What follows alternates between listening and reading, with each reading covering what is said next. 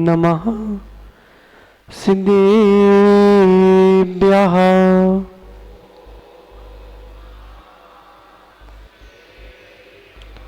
ओम नमः सिद्धेभ्यः।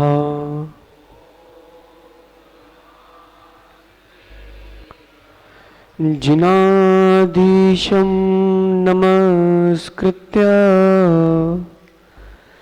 संसाराम्बुधितारिकं स्वान्यस्य हितमुद्दिश्य वक्षे सद्भासितावलिम्। नमो अरिहन्ताणं नमो सिद्धाणं नमो आयिरीयाणं नमो वज्रायाणं नमो लये सव साहुणम्।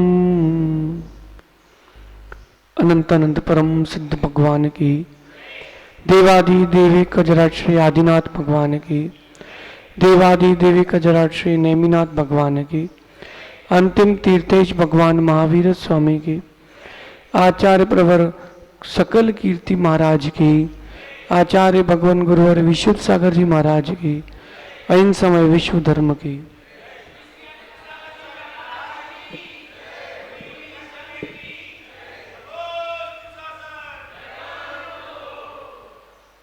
भव्य बंधुओं, अंतिम तीर्थेश भगवान महावीर स्वामी के इस पावन और पुनीत शासन में हम सभी विराजते हैं। तीर्थंकर जिनेन्द्र की पीयूष देशना ही मनुष्यों जीव के कल्याण का साधन है। लोग सुख दुख में हर्ष विषाद करते हैं, लेकिन विचारणीय विषय है कि वो दिन नहीं होते तो ये दिन भी नहीं होते। ध्यान से सुनना राजेश भैया, वो दिन नहीं होते तो ये दिन भी नहीं होते। जो दुख के दिन थे, अगर वो दिन नहीं होते तो आज सुख के दिन भी नहीं होते। अगर बंध को आपकी आत्मा प्राप्त नहीं करती तो मोक्ष भी उसका नहीं होता। बंध पूर्वक ही मोक्ष होता है। कठिन हो गया ना, सरल कर देते हैं। बंध पूर्वक ही मोक्ष होता है, दुख पूर्वक ही सुख मिलता है। ये समझ में आ गया? अब सुनो सहेलो, रोटी किससे बनती है? बनती तो आटे से है, तो फिर सीधा आटा तवा में क्यों नहीं रखा जाता? पहले क्या करते हो?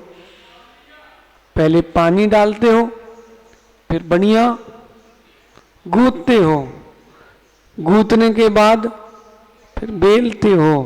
पहले गीला किया और पहले पहुंच जाओ तो बिनी गेहूं धुलवा इस बार। अब भाई घर पे रहोगे तो धोना पड़ेंगे और साधु बनोगे तो कर्म धोना पड़ेंगे। प्रदीप भी आपने भी धुलवाए थे गेहूं, विपुल ने धुलवाए थे, नहीं धुलवाए बच्चों ने, कोई काम नहीं किया। पलक कह रहा था बर्तन धोना कैसे पड़ते, बोले हमें मालूम चली है। पहले गीला करते हैं, फिर सुखाते हैं, फिर गीला करते हैं, फिर सुखाते हैं। पहले गेहूं गीले किए, फिर सुखा दिए, फिर उसका आटा बना करके फिर उसको गीला किया। इसके बाद दादा उसी के पानी को सुखाया है। पहले गीला नहीं करते तो रोटी नहीं बनती। बनाओ आटे की रोटी बनाओ बिना गीले करे।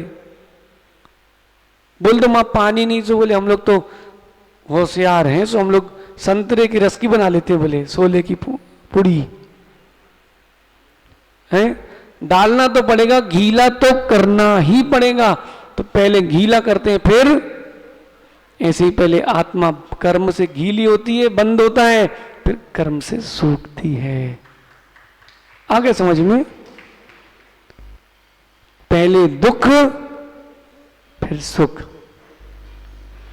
अज्ञानी होते हैं वो पहले सुख ले लेते हैं, फिर उनको दुख ही दुख मिलता है। लेकिन सर्वथा ये मत सोच लेना कि पहले दुख ले लो फिर सुख ही सुख मिलेगा। सुनो आर्यन, बहुत सारे बसंत रहते हैं। कैसे? आबू है क्या? सुनो, आबू जैसे बहुत सारे रहते हैं बसंत। बोले भाई दुख दुख कर लो फिर सुख कर लेंगे। सो किसी ने लगाई थाली, तो उनने कही मिर्ची है और नमक भी बहुत सारा रख दिया है। कहीं मिर्ची खा लो पहले, फिर कहीं नमक खा लो, फिर बोले और कुछ है कसैला कड़वा सा, सो वो भी खा लो, फिर अपन बढ़िया माल खाएंगे। सो तुम वो खा ही नहीं पाओगे। सही है? अरे एक बार विनोद भाई, कथा एक अन्य दर्शन की, एक व्यक्ति का मरण हुआ, वो पहुंचा ऊपर चित्रगुप्त के पास। सो चित्रगुप्त कहता है देखो भाई, तुमको स्वर्ग भी मिलेगा और तुमको मर के छिपकली बनना है, तो पहले स्वर्ग जाओगे कि छिपकली बनोगे? तो बड़ा विचार करता है, बोले पहले छिपकली बन जाओ, दुख झेल लो, फिर आराम से बैठ करके फिर अपन बाद में स्वर्ग के सुख भोगेंगे। तो छिपकली बन गया। अब छिपकली बन के मर के आया, सो अब चित्रगुप्त कहते हैं बेटा अब नरक जाओ।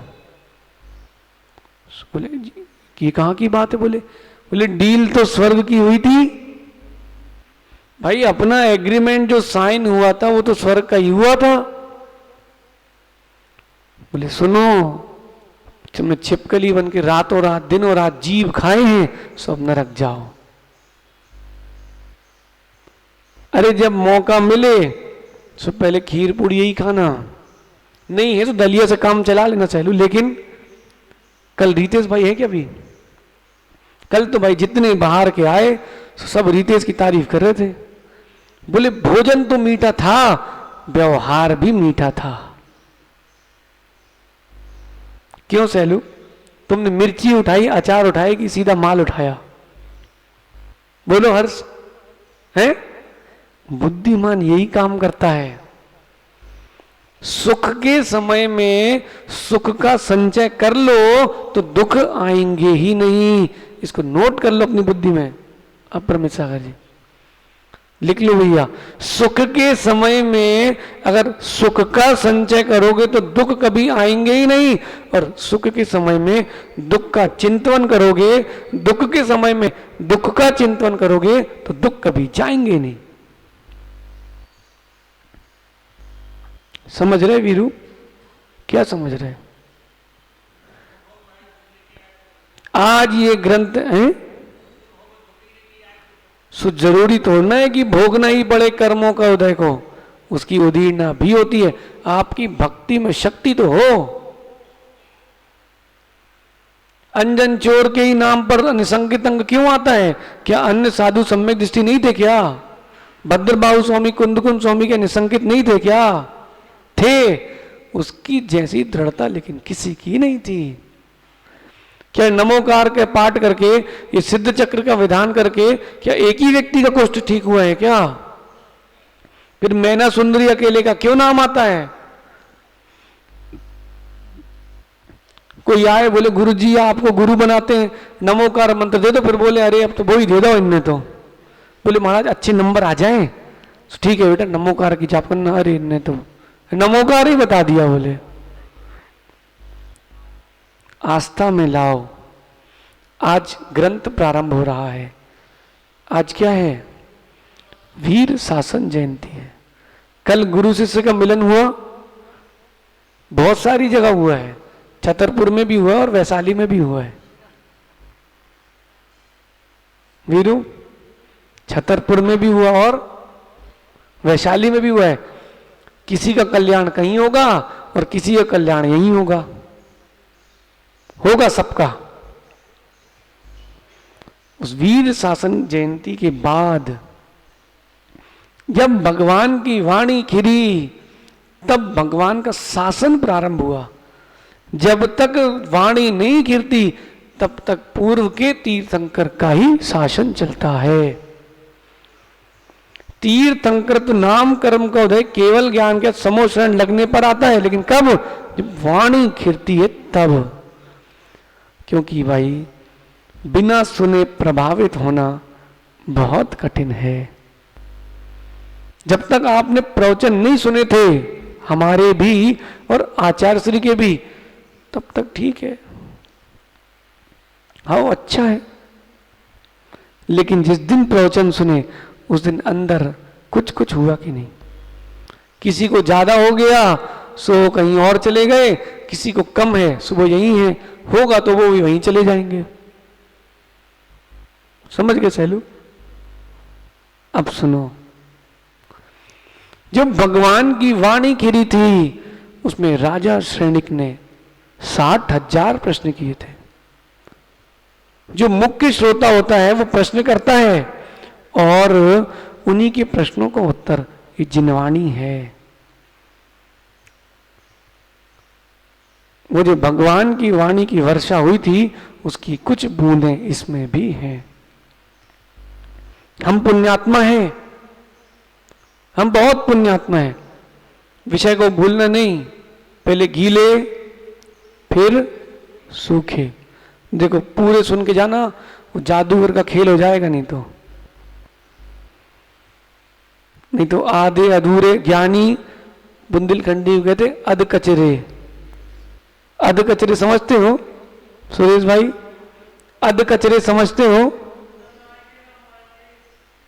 बाकी तुम समझदार हो। जब भी जिनवाणी सुनो पूरी सुनना, आधे में कहीं आधे नहीं रह जाना। अज्ञानी होना श्रेष्ठ है, आधा ज्ञानी होना श्रेष्ठ नहीं है। अभी समझ में नहीं आएगा आपको, कब आएगा बताएं? चलो, पुरुषों के बहुत दृष्टांत दिया, आज माताओं के ले लेते हैं। एक माँ गई ब्यूटी पार्लर, किसके लिए? बोले आईब्रो बना दो। तो उसने चालू करी बनाना, सो बनाई, सो एक तरफ की अच्छी बन गई, बढ़िया व्यवस्थित। जब वो दूसरी तरफ की बनाने लगी सो बोले हमें एक तकलीफ है। क्या? बोले सीधे तरफ की तो अच्छी बनती है, उल्टे तरफ की हमसे नहीं बनती। अब जाओ तुम ऐसा मूल लेके घर, क्या करोगे? प्रदीप भैया आपने बुलाया, बोले भैया हमारी दुकान की लाइट खराब हो गई है। उसने कहा हाँ भैया। उसने पूरी खोल मारी और खोलने के बाद कह रहा है सुधर गई। बोले अब? बोले फिट करते नहीं बनता। हो गई तुम्हारा सब काम गड़बड़। अध कचरे नहीं बनना, ज्ञानी होना श्रेष्ठ है। खाली स्लेट है ना, सो गुरु आएंगे तो भर तो जाएंगे भी नहीं। और गलत लिखा है स्लेट में, सो भाई स्लेट खराब है, अब उसमें कुछ नहीं लिख सकते। अतिशय बेटा ज्ञानी होना श्रेष्ठ है आधे ज्ञानी की अपेक्षा से। मूर्ख को मित्र बनाना, सुनना ध्यान से वीरू, शत्रु ज्ञानी हो तो भी चलेगा, लेकिन मित्र अगर मूर्ख है तो नहीं चलेगा। तो स्वयं तो डूबेगा आबू, तुमको भी ले डूबेगा। इसलिए ज्ञानी शत्रु चलेगा। अरे तुमको पता तो चलेगा कि कहां से तीर छोड़ रहा है। वो मूर्ख है तो पता चला तुम बैठे हो तो नीचे से घुस गया, आप बचाव नहीं कर पाओगे। एक दृष्टांत दे रहे हैं, क्योंकि ये ग्रंथ जो है किन किन को चाहिए है जीवन में कि हमको कभी धोखा ना मिले। राजेश भाई, ऐसी इच्छा है कि जीवन में कोई कभी धोखा ना देखा है आपको? वीरू बेटा इस ग्रंथ में वो सब नीतियां हैं कि जीवन में कभी तुम धोखा नहीं खा पाओगे, व्यक्ति को पहचानने की कला आएगी। है सुभाषित ग्रंथ, श्रावक का ग्रंथ है, लेकिन विकल्प नहीं करो, परोसने वाला वो ही परोसेगा जो उसको परोसना है। आपको नीति मिलेगी इसमें। एक मित्र ज्ञानी था, पंडित था, विद्वान था। एक मित्र उसका मूर्ख था। लेकिन जो ज्ञानी था वो मित्र से बड़ा मूर्ख था। क्यों? क्योंकि मूर्ख की मित्रता किया है, इसलिए वो मूर्ख से बड़ा मूर्ख है। वीरू आज की ध्यान से सुनना। उसने कहा अपने मित्र से, मेरे पास एक मंत्र है, तेरे कान में सुना दूंगा ना, तेरी बुद्धि ठीक हो जाएगी। तू मूर्ख है, गधा है, कुछ आता नहीं है। बोले यार बात तो सही है। बोले क्या करेंगे? बोले काम करो, हम बगल के गांव में यज्ञ कराने जा रहे हैं, सो मेरे साथ चलो। चल दिए। उसने रास्ते में यही बोला कि तू ज्ञानी नहीं है बेटा, मैं मंत्र सुनाऊंगा तू ज्ञानी हो जाएगा। बोले कब सुनाओगे? बोले यज्ञ के बाद। बोले ठीक है। रात्रि हो गई जंगल में, सुबह सो गया। सो बाजू में उसका मूर्ख मित्र भी सो गया। तो मूर्ख मित्र सोचता है ये बहुत अपनी हंसी उड़ाता है, बोले समझता है ना अपने वो ज्ञानी, बोले इसका पूरा ज्ञान निकालता हूं। ठीक है। और उसने सोचा क्या करूं? तो बोले काम करता हूं, इसकी मुंडी काट के छुपा देता हूं। इसकी ये मुंडी काट के छिपा देता हूं। अब ये उठेगा तो पूछेगा मेरी मुंडी कहां है, तो मैं बोलूंगा कि मैं ज्ञानी हूं, देख तेरी मुंडी वहां रखी है। तो उसने रात को उसकी गर्दन निकाल ली और पेड़ की वहां पीछे जाके रख दी और बैठ गया। अब ये उठेगा, अब ये उठेगा, सब बुकाए को उठेगा। प्रदीप भैया अब सुबह तक वहीं बैठा रहा। लोग निकले, लोग देखे, सो उन्होंने कोतवाल को खबर कर दी, सो जेल ले गए। उससे पूछा क्या हुआ? सो कहीं वो उठा ही नहीं रहा। बोले गर्दन कहाँ है? बोले पेड़ के पीछे छिपा के रखी है, वो उठेगा तो उसको बताएंगे ना हम। समझ में आया कुछ? मूर्ख के साथ मित्रता करोगे सो ऐसे ही होगा। सहज सागर जी तुम बहुत समझदार हो, तुम बहुत चालू हो, बहुत खोपड़ी बहुत तेज है इनकी भैया। इनको पता था, देखो इनकी और हमारी तो छतरपुरनी पूरे भारत को पता है कि है ही जय वीरू की। लेकिन ये तो कहीं पिक्चर में थे ही नहीं, कभी देखा किसी ने नहीं देखा, संग में भी नहीं देखा। लेकिन ये बड़े होशियार हैं। इनने क्या सोचा पता?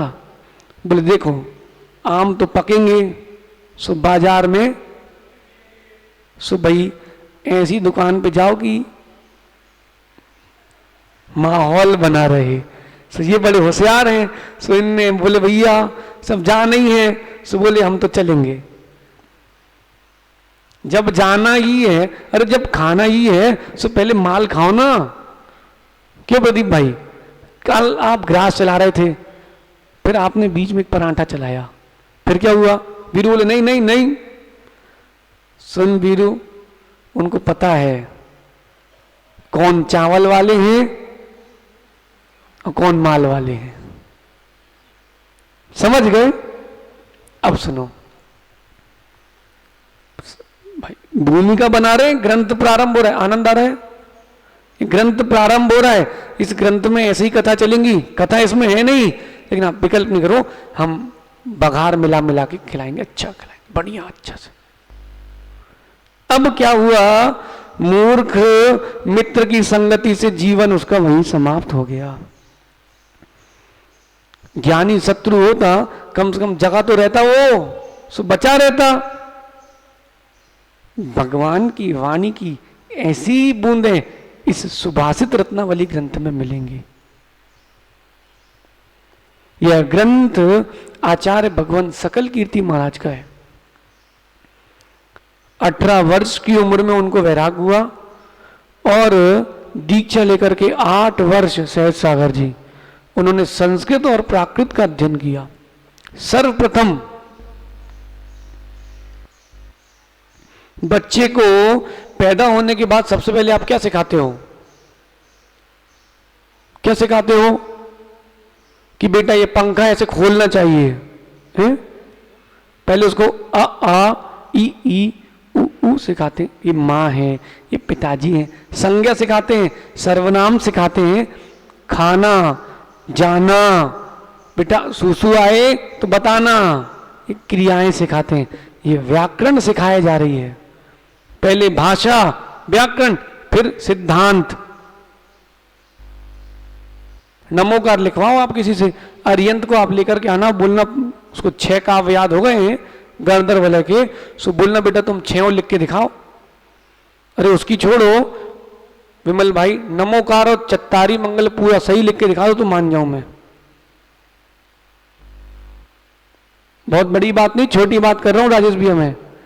नमोकार, चत्तारी मंगल और ऐसा पंच ये सही लिख के दिखा दे सो बिरले हैं जैन।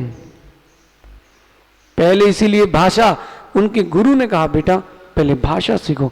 उन्होंने 8 वर्ष में संस्कृत और प्राकृत सीखी। उस सीखने के बाद उनको उनके गुरु ने आचार्य पद से अलंकृत किया और धर्म की प्रभावना की।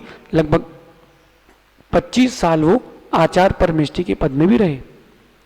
ये आचार्य सकल कीर्ति महाराज, और इन्होंने लगभग 50 ग्रंथों का सृजन किया। कितने? 50 ग्रंथों का सृजन किया। मूलाचार प्रदीप, सिद्धांत सार, ये सुभाषित रत्नावली, और भी कई, श्रीपाल चरित्र, हाँ प्रश्नोत्तर श्रावकाचार भी उनका है। और राजस्थान की एक सामान्य भाषा में भी उन्होंने 8 ग्रंथों का सृजन किया। 1 मिनट के लिए सोचो दादा, 80-85 वर्ष के हो गए ना, इतनी उम्र में आपने कितने ग्रंथों का स्वाध्याय कर लिया है? राजेश भैया अपना अपना विचार करो। मां 50 ग्रंथ हो गए आप लोगों के हैं? आप 50 पढ़ नहीं पाए हो, पढ़ना है बस। उन्होंने 50 ग्रंथ लिखे थे। सिद्धांत के विरुद्ध ना हो, भाषा के विरुद्ध ना हो, आगम के विरुद्ध ना हो, ऐसे ग्रंथों का सृजन किया है। उनको यहीं परोक्ष से नमस्कार करना कि धन्य है आचार्य परमेष्ठी, आप अपनी साधना का अमूल्य समय निकाल करके ग्रंथों का सृजन कर रहे हैं। ये लगभग 13वीं शताब्दी में हुए हैं। विक्रम संवत 1400 में हुए हैं, ईस्वी लेंगे तो 13वीं शताब्दी के आसपास हुए हैं। और इनका प्रभाव राजस्थान में रहा है। एक राजस्थान जब हम लोग भीलवाड़ा जा रहे थे रतलाम से, सो एक मंदिर बीच में पड़ा था जो उसमें भगवान पारसनाथ की प्रतिमा थी। ऐसी प्रतिमा विश्व में कहीं नहीं है। याद करो सहज सागर जी, आप ब्रह्मचारी थे, हम लोग मुनि थे। मात्र 14 पंचकर्म कराए थे आचार्य सकल कीर्ति महाराज ने, लेकिन जहां भी पंचकर्म कराए हैं वो मूर्तियां ऐसी हैं कि विश्व में कहीं देखने नहीं मिलेंगे। चिन्ह से लेकर के, चरण से लेकर के, मस्तिष्क तक, फण तक, केस तक, इतने सुंदर कि व्यक्ति वहीं बैठ जाए। आहार के बाद सामायिक करो, एक आध झपकी आई जाती है। लेकिन प्रदीप भैया उस दिन 1 घंटे हमने आचार्य से आज्ञा ली कि बेदी में कर ले सामायिक। बोले कर लो। 1 घंटा हो गया और हमें ऐसा लगा कि अभी चालू हुई है सामायिक। भगवान को देखते रहे। जा से नाम था, जवे ज्वार कुछ करके नाम था। एक बार वहां होकर के आना प्रदीप भैया। वहां मंदिर में कदम रखते ही आप बोलोगे कि आज से मैं मंदिर के बाहर जाऊंगा ही नहीं। ऐसी वर्गणाएं, ऐसी विशुद्धि। और उस मंदिर के नीचे भी एक मंदिर है, याद आ गया? जावर, जावर, जावर, तुम थे अंकुर? जावर, जावर, इतनी सुंदर मूर्ति है, अच्छी बड़ी पाषाण की मूर्ति है। प्रदीप भैया भगवान रखवाओ तो ऐसे बता रहे आपको हम। प्राचीन प्रतिमाओं को रख करके नवीन प्रतिमाओं का निर्माण कराना चाहिए, प्रतिष्ठा ग्रंथ का उल्लेख है। ये प्रतिष्ठा ग्रंथों का उल्लेख है। ये अभी 24 आई थी ना, स्फटिक वाली, अच्छी लग रही थी वीरू। सो वो ऐसी नहीं बनी, पैटर्न तो कर्नाटक का है, लेकिन उत्तर भारत और दक्षिण भारत को मिला करके उसका डिजाइन किया गया। कितनी सुंदर लग रही थी। क्यों कह रहे हैं? जीव के चित्त को वहां आकर्षण मिलना चाहिए। ऐसे बिंबों की प्रतिष्ठा करवाई आचार्य सकल कीर्ति महाराज ने, और उन्होंने ये जो सुभाषित रत्नावली ग्रंथ लिखा है, इसकी एक एक पंक्ति में व्यक्ति के लिए वैराग्य भी है, नीति भी है, और मूर्खों से बचने का उपाय भी है। अभी सहज सागर जी कह रहे थे ना, अस्त्र और शस्त्र। शस्त्र अकेले से युद्ध नहीं जीता जाता, और अस्त्र अकेले से भी युद्ध नहीं जीता जाता। अस्त्र शस्त्र दोनों चाहिए सुदेश भाई। ऐसी धर्मशाला नहीं बनेगी, ऐसी वेदी प्रतिष्ठा नहीं हुई, ऐसी आपके डेरा पहाड़ी का जिनाला नहीं बनेगा। अस्त्र भी चाहिए, और मतलब ऐसा ही तुम तलवार बंदूक लेके खड़े हो जाओ। विमल है क्या? अनिल भाई कहाँ है? अब ऐसे ही तुम बंदूक लेके खड़े हो जाओ, ऐसा नहीं कह रहे। सुनो, अस्त्र शस्त्र से तात्पर्य है जो विघ्न आ रहे हैं उनको रोकने का तरीका, और जो कार्य में प्रगति हो रही है वो निरंतर चले, ये है अस्त्र शस्त्र। प्रदीप भैया देखो, हम आपको स्पष्ट बता रहे हैं, घुमाना फिराना नहीं आता हमको। पेट के साफ रहो ज्यादा अच्छा है, लेकिन प्रतिपादन की शैली ऐसी हो अपरमित सागर जी कि सामने वाले की श्रद्धा साफ ना हो जाए। सही है भाई, अपने स्पष्ट है, हमको चातुर्मास करना है सो करना है, और नहीं करना है सो नहीं करना है। स्पष्ट, बुराई वाली बात नहीं भैया, हम परेशान नहीं करेंगे, ऐसा है। हाँ, हमारे ऊपर कोई किसी को जिम्मेदारी देता है सुदेश भाई, सो अपन वो काम करके देते हैं कि व्यक्ति फिर सोच नहीं सकता है। इनसे पूछो ना, इनकी हुई दीक्षा, सो इन सातों ने मिलकर के कहा महाराज जी से, आचार्य जी से, हम लोगों को एक भगवान रखना है। सो आचार्य जी ने कहा आदित्य सागर जी से बात कर लो। आचार्य जी ने कहा ठीक है। हमने कहा कितने हैं? सो कई 4 लाख रुपए हैं। हमने ठीक है, तुम 4 लाख रुपए इनको दे दो। भीलवाड़ा में थे, कारीगर को बुलवाया, उसको पैसे दे दिए। उसको बोल दिया हमने 11.25 फीट की मूर्ति, कितनी, और एक कमल 5 फीट का, और मूर्ति हमको आहार जी में चाहिए। अरे बोले महाराज जी क्या हो गया, इतने में क्या होगा? सो बोले ठीक है, कमल हमारी तरफ से, और वाहन का किराया और क्रेन का खर्चा भी मैं ही दूंगा। ठीक, मूर्ति बन गई, आहार जी में पहुंच गई। जब देखी आचार्य श्री ने, बोले अरे जो इतनी बड़ी हो गई। सो हमने कहा खा पी के नहीं भाई, आपने दिया था काम, सो हमने किया है। अब प्रणोद सागर है ना अपने, प्रणोद सागर जी, इनकी हुई दीक्षा, सो इनकी दीक्षा हुई तो हम अपन किसी से कुछ बोलते नहीं है। सो आओ सो वेलकम, और जाओ सो भीड़ कम। सो उनने कुछ बोला नहीं, सो अपन ने कुछ नहीं बोला। सो उनके पास जो ब्रह्मचारी थे 4-5 लाख रुपए थे। सो 3 फीट की मूर्ति आई और उसकी बेदी, इतने में हो गया सब। सो जब इनके भगवान देखे, सो कहते अरे, बोले हम तो लुट गए। सो हम लुट नहीं गए, तुमने सही जगह फॉर्म नहीं भरा था। सहेलू, सही जगह फॉर्म नहीं भरा था। कोई जिम्मेदारी देता है ना अपने को सुदेश भाई, सो अपन फिर बकायदा पूरा निर्वाह करते हैं। हाँ, मांगते नहीं है, जिम्मेदारी दो। वैसे हमारे पास बहुत ग्रंथ हैं ऐसे। जो सकल कीर्ति आचार्य परमेष्ठी हैं, ये बहुत ही व्यवस्थित तरीके से ग्रंथों का लेखन करते थे, और साथ साथ अपने जीवन को भी व्यवस्थित करते थे। निश्चय व्यवहार को एक साथ लेके चलना बहुत कठिन है। मां घर पे रहो, रोटी बनाओ, परिवार का पूरा निर्वहन करो और अपने अंदर भी वैराग की भावना जगी रहे, कठिन है, लेकिन कुशल व्यक्ति बना के चलता है।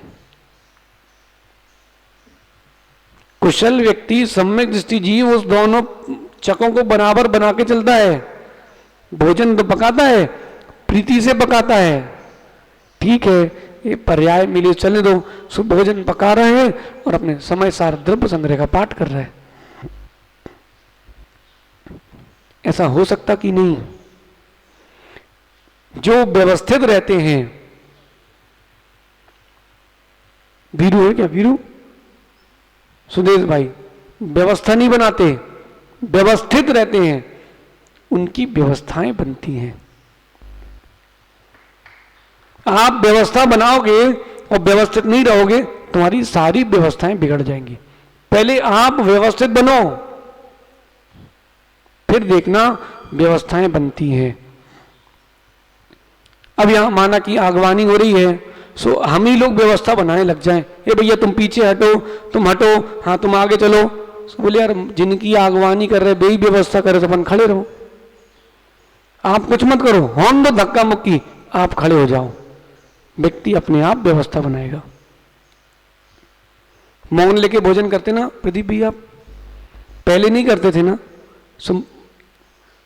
देखना पड़ता था कि नहीं।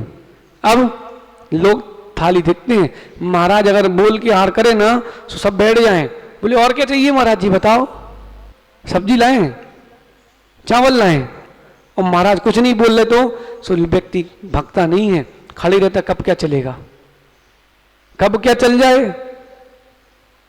व्यवस्थित रहने का फल है। ये ग्रंथकार भी व्यवस्थित थे, ग्रंथ भी व्यवस्थित है। इसमें अध्यात्म भी है, वैराग्य भी है, मिथ्यात्व से बचने का उपाय है, नीति भी है, न्याय भी है, न्याय भी है। दूध में सब है कि नहीं, पनीर, दही, मठा, क्यों चाचा जी, मज्जिगे, श्रीखंड सब है। उसी दूध में घृत भी है और मरी भी है, मक्खन भी है। बनाने वाले के अंदर, निकालने वाले के अंदर। ऐसे ही ग्रंथ कई आचार परमेष्ठी ने लिखे हैं, लेकिन सकल कीर्ति महाराज ने प्रस्तुतिकरण जो किया है वो यहां फिट होता है, यहां लगता है। हमने ये ग्रंथ जान के लिया है क्योंकि वैराग्य को परिपूर्ण करने के लिए वो वचन चाहिए जो प्रकृष्ट होते हैं। ऐसा नहीं है कि वैराग्य नहीं है। दीप, लहर तो तेरे अंदर भी आती है भाई, नहीं आती? इतना तो लगता है ना कि महाराज सही है, हम गलत हैं, इतना समझ में नहीं आता। यही तो वैराग्य की प्रथम सीढ़ी है। सुन भाई, अंशुल कहाँ है? उसको बुलाओ, बोलना सीखो। धन की प्राप्ति करना भिन्न विषय है और धन की प्राप्ति करके, धन का संग्रह करके उसकी रक्षा कर पाना भिन्न विषय है। प्रदीप भैया कल की बात याद कर लो आप। मुन्ना भैया है क्या? मुन्ना भैया, धन कमाना कोई बड़ी बात नहीं है, बोल दे हम, बुरा नहीं मानना दादा, मतलब हमारे शब्दों को आप अन्यथा मत लेना। धन तो वैश्या भी कमा लेती है और आपसे ज्यादा कमा लेती है, सही है कि नहीं? धन कमाना कोई बड़ी बात नहीं है, इज्जत कमाना बहुत बड़ी बात है। और जिसने इज्जत कमा ली है वो उसके पास धन अवश्य रहेगा। दादा पहले कभी धन नहीं कमाना चाहिए, ये बच्चे लोगों को व्यापार करना नहीं आता। सुनो हर्ष बेटा, सिर्फ व्यापार चालू करके इज्जत कमाना और घर का निर्वाह चल जाए, इतना धन कमाना बस।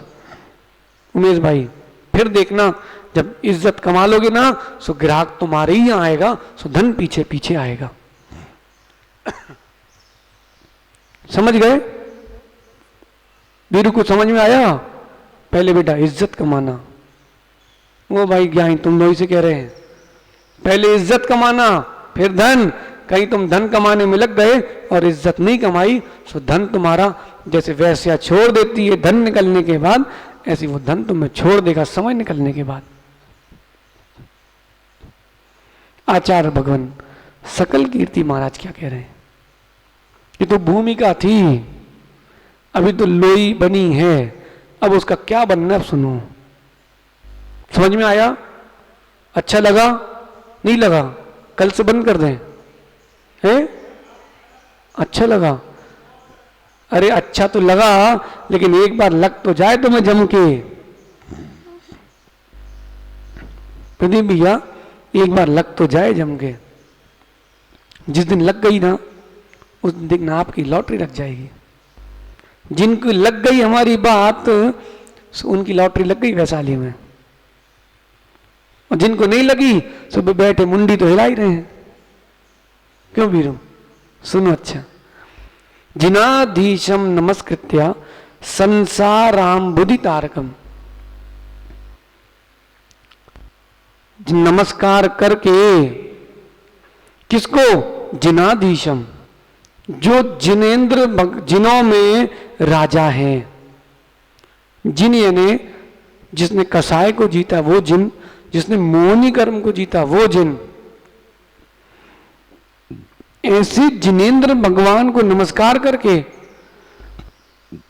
कैसे हो भगवान? संसाराम बुद्धि तारकम, परम उपकारी हैं, संसार रूपी समुद्र से तारने वाले हैं। जब कहीं फंस जाओ और निकालने वाला कोई मिल जाए तो, कभी ऐसा हुआ कि बड़े बुरे फंस गए और पिताजी ने निकाला हो? हुआ कभी ऐसा वीरू कि कहीं बुरे फंस गए हो और पिताजी निकाल के लाए हो? हमको अनुभव है, तुम्हारा पूछ रहे हैं। शशांक हुआ कभी? जब ऐसा होता है ना, तो तब मालूम चलता है कीमत तारन वाले की जो निकाल रहा है। अभी नहीं पता सैलू, पिताजी कुछ नहीं भी करें, बस बैठे रहे ना, तो भी बहुत ताकत रहती है। हमें पता है ना, अभी कोई विकल्प नहीं है, कुछ भी कितना ही हो जाए। आचार्य श्री हैं, जो होगा सो देखेंगे। अब हम कहाँ कहाँ का निर्णय लेते कि देवेंद्र नगर वालों को मना करें, कि छतरपुर वालों को, टीकमगढ़ वालों को कहाँ करने हैं, सो आप बता दो। सो टोपी किसके सिर, सो आप जानो काम जाने, हम तो फ्री। ये दो ही होशियार हैं। पिछी परिवर्तन होगा ना, सो प्रदीप भैया बोलेंगे महाराज जी हमको, दादा विमल भैया बोलेंगे हमको, सो बोलेंगे नहीं नहीं भैया हमें तो कुछ पता ही नहीं है। सो टोपी किसके सिर, बड़े महाराज के सिर। सो वे ही जाने, कोई बड़ा बुजुर्ग रहे सो तारणहार कहलाता है। जब पिता तुम्हारे को विपत्ति से बचा लेते हैं, सो जो जिनेंद्र भगवान हैं, 3 लोक के पिता हैं, वो तुम्हारे लिए कौन कौन सी विपत्ति से नहीं बचा सकते। संसार रूपी सागर से तारने वाले हैं जिनेंद्र भगवान, उनको नमस्कार करके। कैसे? नमोस्तु महाराज जी नमोस्तु, ऐसे महाराज जी नमोस्तु, महाराज जी नमोस्तु, ऐसे नहीं चलती नमोस्तु। अब आजकल तो दादा का बताएं, पहले लोग चरण पूजते थे, फिर घुटने पूजे, अब जंगा तक ही छू लेते महाराज जी नमोस्तु। सो हम आशीर्वाद देते ही नहीं फिर, हैं? कुछ दिन बाद फिर सिर ही छुएंगे जाके। बैठो, झुको, फिर भगवान को नमस्कार करो। 3 आवर्त दे करके नमस्कार करो, मन वचन काय से। कुछ नहीं आए नमस्तु, अरे क्या भाई पिक्चर चल रही कोई, क्या सीरियल चल रहा है क्या, कि मित्र के पास आए हो क्या? नहीं, भगवान के पास आए हैं। समय नहीं है वो बात अलग है। अब मार्ग में चल रहे हैं, सो कम से कम हाथ तो जोड़ लो। तुम बैठे ही हो गद्दी में, क्या मतलब फिर हैं? हाँ तो तुम्हारे यहाँ होता है, हमारे यहाँ नहीं होता है, हैं? तो चल तो कोरोना भी रहा है, तो तुम मान कहाँ रहे हो? बोलो मानते हो क्या? दुकान में 6 ग्राहक एक साथ आया तो भगा दोगे, और यहां 6 लोग आ जाए तो बोलोगे भगो, हैं? बोलो गुट्टा ही चाचा, दुकान में 6 ग्राहक एक साथ आ जाए, 24 लोग, क्या करोगे आप प्रदीप भाई? अब उस समय कहाँ गई तुम्हारी सोशल डिस्टेंसिंग? और साधु के पास है तो सब सोशल, भाई जरूरी है। यहां ऐसा नहीं कि मना कर रहे हो, यहां भी जरूरी है भाई, सुरक्षा जरूरी है। साधु की सुरक्षा नहीं होगी तो क्या होगा? आप भी सुरक्षित रहो, सोशल डिस्टेंसिंग का पालन तो करो, लेकिन पहले स्वयं करो, फिर चर्चा करो। इसका यह मतलब नहीं कि करो ही नहीं, कल से चढ़ बैठो महाराजों के ऊपर, नहीं नहीं भाई, दूरी बना के रखो, लेकिन सैलू स्वयं भी पालन करो। तुम्हारा मास्क कहाँ है? आई कार्ड नहीं है भैया वो, कि आधार कार्ड लेके घूम रहे हो तुम लोग, कि रख के चले हैं? कहाँ है दादाजी तुम्हारा? आपका कहाँ है? क्या है जी? उसी से पसीना पहुंच लो, उसी से नाक पहुंच लो, और उसी को जेब में रख लो, उसी को मुंह में लगा लो, हो गया सब कल्याण। बंदूक खोसे जेने की मास्क और खोस ले। विमल भाई मशीन तो ले आए तुम भैयावर्ती के लिए, मास्क कहां था? बुरा नहीं माने, देखो सत्य बता रहे आपको हम। भाई आपका मास्क कहां है? बहाने 1,08,00,000 मिलेंगे आपको। अभी आप पूछो सो एक माँ बोली हम जल्दी जल्दी भूल गए। हम मान रहे हैं कि आपको कोई बीमारी नहीं है, लेकिन ना हो जाए, लेकिन हो ना जाए इसका ध्यान रखना। लेकिन सुरेंद्र दादा अपन बता सकते हैं, बचा किसी को नहीं सकते। अपनी सुरक्षा करो सहज सागर जी, जिसमें सार है। अपन किसको कितना बोलोगे, क्यों संकलिष्ट करो, अपने में रहो, व्यवस्था अपने आप व्यवस्थित होंगी। समझ गए? देखो ना, अभी आप प्रवचन में एक बार बोल दो कि कम से कम माँ सिर में पल्ला तो होना चाहिए, फटाफट पल्ले आना चालू हो जाते सिर पर। समझ गए? तो फिर भी कोई नहीं माने सो क्या करोगे आप सुरेंद्र दादा?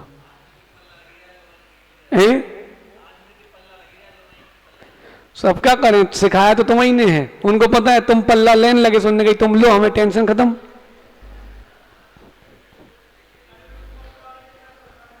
चलो चलो, ऐसे जितने संसार के विकल्प हैं, जो कोरोना तो बहुत छोटा विकल्प है, 8 कर्म बहुत बड़े विकल्प हैं, ऐसे 8 कर्म रूपी विकल्पों से तारने वाले हैं कौन? जिनेंद्र भगवान। इसीलिए राजेश भैया आपके हाथ में जो पर्चा है ना, उसमें लिखा है, देखो आप, शाम को आचार भक्ति के बाद एक ही भाव स्तोत्र का पाठ कर देंगे। क्यों? स्तोत्र का पाठ भक्ति से करेंगे, योजनों दूर तक सुभिक्ष होगा। जो नहीं किया है अपन तो वो करेंगे। एक ही भाव का कभी पाठ किया है? नहीं किया। आज से रोज, वैसे कल से प्रारंभ हो गया है, आचार भक्ति 6 बजे करेंगे, 10 मिनट में स्तोत्र का पाठ, फिर आरती, सब अपने अपने घर। क्यों? संसार आम बुद्धि तारकम, हे भगवान आपकी वंदना कर रहे हैं। ये छोटे मोटे विकल्प क्या, जहां 8 कर्म नष्ट होते हैं, तो छोटे मोटे रोग हमारे पास आएंगे ही नहीं। ऐसी भक्ति के साथ उसका पाठ करना,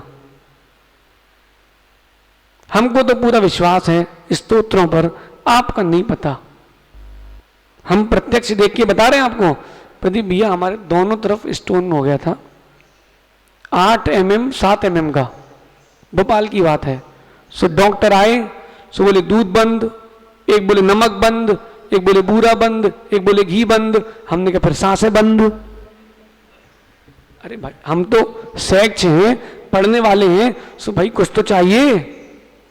15 दिन तो हमने किया, 16वें दिन हमने कहा आचार्य श्री जब मरना है ही सो खा के नहीं मरे। बोले क्यों? हमने नमक बंद, घी बंद, दूध बंद, बूरा बंद, और सुन तो लो, दही तेल का त्याग है। सो हमने नीरस तो अपन से हो नहीं पाएंगे। बोले क्या क्या चल रहा है फिर? बोले नमक ले लेते हैं थोड़ा सा। फिर उन्होंने बुलाया, इधर आओ। बोले हमारे पास श्रद्धा है। सो हमने कहा नहीं होती तो होते क्यों? सो बोले आज अच्छा मुहूर्त है, एक स्तोत्र लिखो,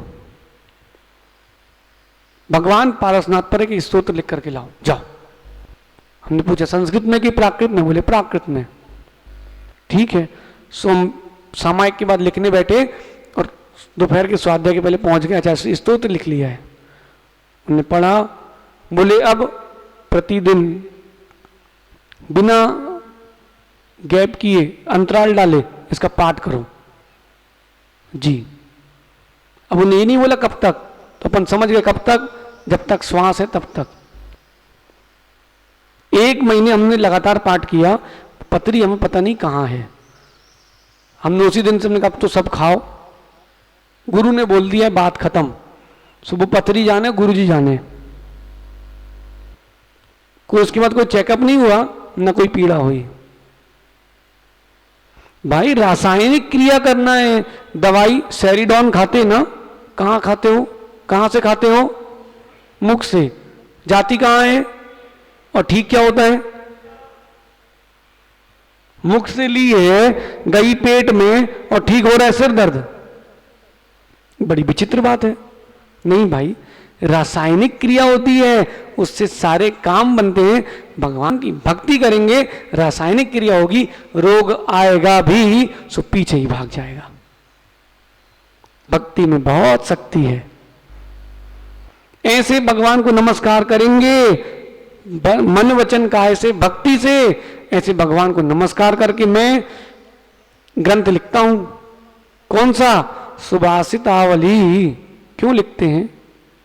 कारण तो बताओ। आप सब क्यों बैठे हो? कुछ मिल रहा है इसीलिए तो बैठे बिमल भाई, नहीं तो तुम बड़े ज्ञानी हो।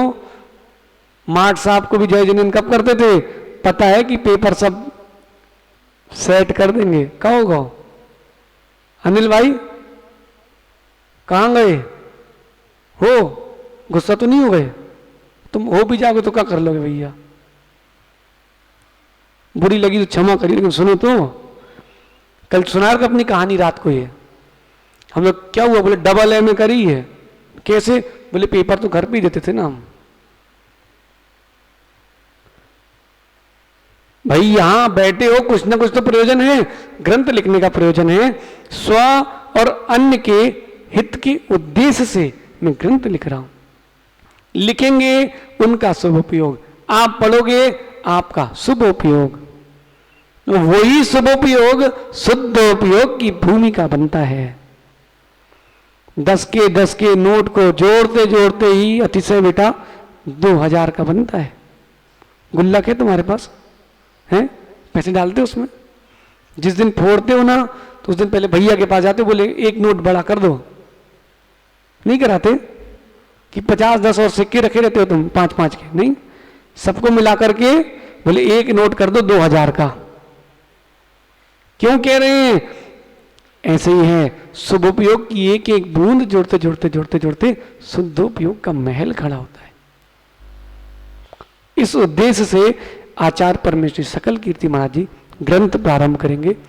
कल से ग्रंथ की पीठिका चलेगी कि ग्रंथ में क्या क्या विषय है। पहले मेन्यू तो बताओ हितेश भाई। कल तो तुमने कुछ जबरदस्त किया है, लोग तो इतना तारीफ कर रहे हैं कि क्या बताएं। बोले भोजन व्यवहार दोनों में मिठास थी। भैया व्यवहार बनाए रखो अच्छे, फिर देखो व्यवहार अच्छे रहेंगे सो व्यापार चलेगा। अब व्यवहार अच्छा नहीं है सो व्यापार को डूबते समय भी नहीं लगेगा।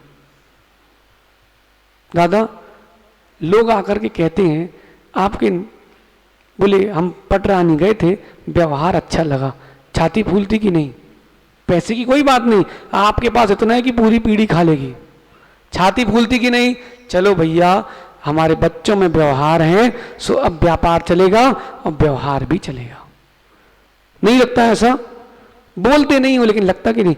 आप यहां से जाओ वैशाली, जब आप आचार्य जी के पास जाओगे सो नमोस्तु करोगे, सो छतरपुर की सुनाओगे कि नहीं?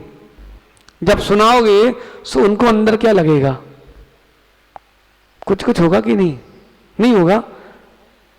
शिष्य के लिए, पुत्र के लिए इससे बड़ा क्या है कि उसके पिता और गुरु उसके ऊपर प्रसन्न हो। दुनिया जिन पे खुश है वो तुम पे खुश हो, सो क्या विकल्प? बोलो सैलू। यही बात आचार्य भगवान कह रहे हैं कि स्व और पर दोनों के हित के लिए मैं ग्रंथ लिख रहा हूं, ग्रंथ की संख्या बढ़ाने के लिए नहीं लिख रहा हूं। किस लिए? स्वपर का हित हो जाए उस उद्देश्य से लिख रहा हूं। अब स्वपर का हित कैसे होगा इसको देखते हैं। दिव्यांशु भाई देखो भाई, हम बोल दिए हैं सो करेंगे भी, ठीक है ना? सो आधा काम तो हमारा हो गया है, सो 4 महीने में 5 महीने बचा कुछ आधा और हो जाएगा। सो अपना अपना विचार कर लेना कि कैसे मुझे अपना हित करना है, कैसे मुझे अपना अहित रोकना है। दोनों बातों को लेके चलना, कैसे मुझे अपना हित करना है और कैसे अहित ना हो पाए। कल हमको भी बहुत सारे चेले मिले, गुरु पूर्णिमा थी, सो मिले। सो भाई चेले मिले वीरू, खुशी किसको नहीं होती? लेकिन सुनो चेले सैलू, शिष्य बनना, भक्त मत बनना। भक्त तो भगत भी होते हैं। भगत समझते ना? भगत, भगत ये प्राकृत शब्द है, भक्त का बन जाता है भगत। कुछ होते हैं भगत, कुछ होते हैं भगत। राजू भी समझ में आया? कुछ होते हैं भगत जो देख के भग जाते हैं, कुछ होते हैं भगत वो घर छोड़ के भगे भगे आते हैं। लेकिन भाई तुम शिष्य बनना। शिष्य का तात्पर्य है जो गुरु के अनुशासन में चले वो शिष्य है, जो भक्ति करे वो भक्त है। तो शिष्य तो बनना, लेकिन भक्ति वाले शिष्य बनना। समझ गए? अंत्यवासिन यानी गुरु की आज्ञा के अंत्य ने पीछे पीछे गमन करता है, वो अंत्यवासिन कहलाता है। समझ गए अच्छे से? भाई बहुत पावन दिन है और छतरपुर की चर्चाएं तो भारत में हो रही हैं। गुरु जी के मुख से हो रही हो सो भारत में क्यों नहीं हो रही है? आप सभी स्वपर के हित के लिए जितना ज्यादा हो सके परिश्रम करें। और बिनी आज से भाई घड़ी मत देखना, अंदर की घड़ी देखना। क्या पता कौन सी पंक्ति लग जाए, किसको लग जाए हैप्पी, और जीवन हैप्पी हैप्पी हो जाए। उमेश भाई आप तो यही मानना कि चातुर्मास हमारे निमित्त से हुआ है। जितने लोग बैठे ना यही मानना। जबलपुर का 2008 का चातुर्मास था, जिनने कराया था ठीक है, लेकिन प्रदीप भैया हम तो आज भी उसका एहसान मानते। क्यों? हो सकता हमारे लिए हुआ हो। आप तो ये मानना कि चातुर्मास ना हमारे लिए ही हुआ है, हमें किसी को नहीं अपने को सुधारना है। अनिल भाई ठीक है, पक्की रही, गुस्सा तो नहीं हो? तो गुस्सा होगे भी क्यों तुम? अब बुढ़े हो गए, अब क्या करो? गुस्सा हो गए। तब करते गुस्सा जब घोड़ी में बैठा रहे थे जबरदस्ती, सो तुम यूपी एमपी यूपी क्रॉस करे गए, नहीं जाते तो ठीक थे, कोई बात नहीं। अब जब जागो तब सवेरा। अब सवेरा हो चुका है, देखो वर्षा युग प्रारंभ हो गया है, हैं? वर्षा युग प्रारंभ हो गया देवराज भाई। बाहर बरसेगा पानी और अंदर बरसाना। जिन वाणी भगवान महावीर स्वामी की, आचार्य गुरुवर विशुद्ध सागर जी महाराज की।